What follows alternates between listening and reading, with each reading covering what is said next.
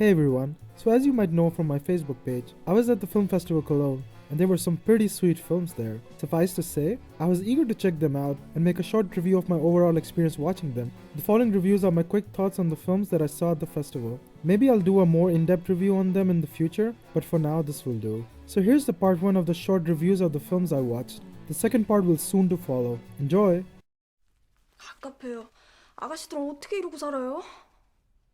이게 갑갑하다고? The Handmaiden is the latest erotic thriller from the master of modern Korean filmmaking, Park Chan-wook. He has previously made truly absurd, outstanding films like Old Boy, Thirst, and Stoker. But since I really love his dark sense of humor, I was really looking forward to his latest film. And boy, was it entertaining, for the most part at least. The Handmaiden story takes place in the 1930s Korea, where the conman Count Fujiwara, with the help of a pickpocket named Soo-hee, swindle a fragile heiress Lady Hideko of her wealth and plan to send her to the loony bin. Although the film takes blatant influences from the Victorian crime novels, the thematic elements are essentially very Park Chan-wook in nature. What I mean by that is, like his previous film, the whole narrative walks the fine line of dramatic moments and absurd dark humor. Not to mention, the most hilarious lesbian lovemaking scene you'll see in quite a while. The performances were fantastic all around, especially by the two male-female leads. The sweet bitter mixture of naivety and devilish eroticism was just fantastic to witness. The set designs and costumes really brought out the tone that the film wanted to display to its audience, a part haunted mansion, part murder mystery atmosphere. The majority of the film's premise is contrived, but brilliantly showcased through music and visual imagery. The open landscapes and heavily pouring rain have never looked more picturesque. Can take particularly any still from the film and put it up in your office. 여기 오는 게 아니었는데. タマコ、水彩画の準備してきたよな。もちろんでございます、旦那様。水彩画の絵のことを水彩画の。油絵の具に描いてくれないか。こんな天気の日には油絵か。持ってこいだ。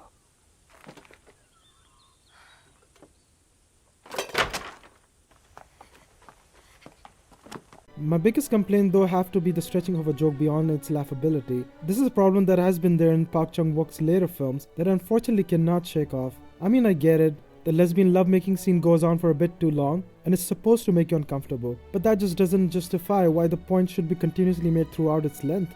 But this is how Park Chan-wook films are. I sincerely believe he always opts to make a dramatic film, and the dark comedy is just a natural expulsion from those set pieces. Speaking of set pieces, the film is divided into 3 parts, and each part functions on its particular style of tone. What starts off as a Victorian era drama, then turns into a crime saga, and by the end, torture porn. And strangely enough, it really kind of works. What I enjoyed most about the film was how basically consistently challenges you about stereotypes of female characters in supercon murder mystery films, and successfully keeps subverting your expectations. Whenever you expect the woman fall for the guy's charms, bam! She comes off as a much level-headed, stronger character that would make you think. But yeah, of course, that's what any reasonable person would do in such a situation.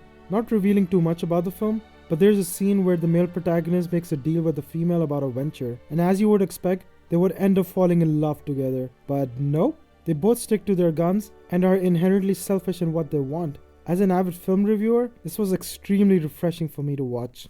Overall, The Handmaiden is an interesting portrayal of exploitation of classes, ethnicity, and particular style of fetishes. It's dark, hilarious, and absurd. It doesn't take itself too seriously, and to me, this was the real charm of the film. Not his best, but Park Chan-wook still continues to surprise me with his films. 3.5 stars out of 5. Tickling. As the father of a 1-year-old, I do quite a bit of it these days, but it turns out tickling is also a thing among consenting adults. Well, I talked about sexual fetishes in the last film, and this documentary takes it to a whole new another level. Tickled is a documentary directed by 2 Kiwi filmmakers, David Ferrer and Dylan Reeve. The story begins with David Ferrer, an amateur reporter who stumbles across a Facebook page which displays tickling as a competitive endurance sport. Keenly interested, he decides to contact the video producer Jane O'Brien for a short reportage on the sport, and what he gets in return is a hostile reply from the video company, focusing on his bisexuality and asserting that the sport is a, quote, passionately and exclusively heterosexual athletic endurance activity. And by the end of the reply, they warn David to stay away from the story, or there will be legal action taken against him. But what exactly is about the tickling videos that could create such an absurd amount of threats? And this is where I have to stop explaining the plot, because it's really rewarding to unravel the story on your own. As an avid film buff, There are not a lot of films that can truly surprise me, but Tickled is undoubtedly one of the most bizarre documentaries I've ever seen. But apart from the amazing premise, the documentary is very well edited, revealing many interesting layers behind each interview and the overall plot of the film. Maybe too early to say, but David Ferrer and Dylan Reeve are destined to be great documentary makers. Soon, we were receiving emails from Salter telling us that legal action had been filed in the US.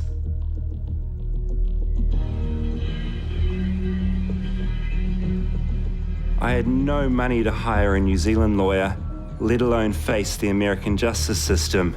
Suffice to say, it's a very well crafted documentary. The over layers of sound with the totally different imagery is fantastic and at times really poetic. What this documentary does better than most others is their sheer commitment to the content of the story. It's a good balance differentiating between having been tickled as a sexual fetish and threatening someone's career over it. And it doesn't portray former as freaks either. When people say that journalism can sometimes change the course of history, like the Watergate incident or the Boston Globe revelation into the Catholic Church scandal, Tickled somehow achieves the same. On a much less smaller level, yes, but it still makes me assure myself why documentary is such an important form of art and filmmaking. So please, do not watch the trailer for this film. Just go and watch it at a theater near you. 4.5 stars out of 5 is definitely going to be on my 2016 top 10 list of films. Never done this before. Guess we'll just start at the beginning. So for my last film of this video, I watched Kelly Reichardt's minimalistic feminist drama, Certain Women. The film comprises of 3 different stories which loosely, in strange ways, parallel one another in small-town America. The first story stars Laura Dern as an attorney to a client who's systematically being fucked by the judicial system and ends up taking the situation into his own hands. The second is a low-key drama of a woman, played by Michelle Williams, who wants to build her dream home with her family, but her ambitious project puts her at odds with the others in her life. And the third is the study of a naive yet ambiguous friendship formed between a young law student and a lonely ranch hand. Having seen Reichardt's previous film, Wendy and Lucy from 2008, I was already aware of a minimalistic style of filmmaking. Those who are not might have a problem with coping up with its passive nature, but once you're there, it's a fairly brilliant film. The stories are undramatic, but in a very compelling way. Reichardt lets her images do most of the talking, and it's exactly the kind of creativity one would expect from independent cinema. She's so confident with people not doing anything. Some actors need to be helped into that. It's like if you're ever trying to tell the story too much, it's like, chill, you don't need to do that. It's gonna find itself. It'll just, like, whatever's worth it will rise. Of all the stories, the third one really brought a sense of joy to me. The elusive chemistry between Kristen Stewart and Lily Gladstone was awesome. Even though the second story lacked the sense of character exploration like the other two have, it successfully gives its audience the mundane and tedious events one would encounter in small-town America. I think the strongest asset that Reichardt's writing has is its effortless portrayal of real life, but never compromising on her characters and their true intentions, good or bad. Lily Gladstone's character is desperately seeking to bond with another person. You really feel and empathize with her situation, but at the same time, Kristen Stewart's reaction is also acceptable, who probably doesn't share the same emotions as her. I took this job before I finished law school. I wanted any job. I was afraid of my loans coming due. I didn't know where Belfry was. I guess I was thinking about Belgrade, which is a lot closer. So stupid. And I got a real job. The director's such tender writing really eliminates the preconceived notions of villain of the week. Certain Women premiered at the Sundance Film Festival 2016, and the film is now being released worldwide on 14th October. Shot on 16mm and scenes with practically no music, this gives the film a distorted yet perceivable look to it, making it all more believable world that we are all part of. And this gets a 4 stars out of 5. So the Film Festival Cologne has turned out excellent up till now, so hope you guys enjoyed it, and stay tuned for the second part video of the Film Festival Cologne.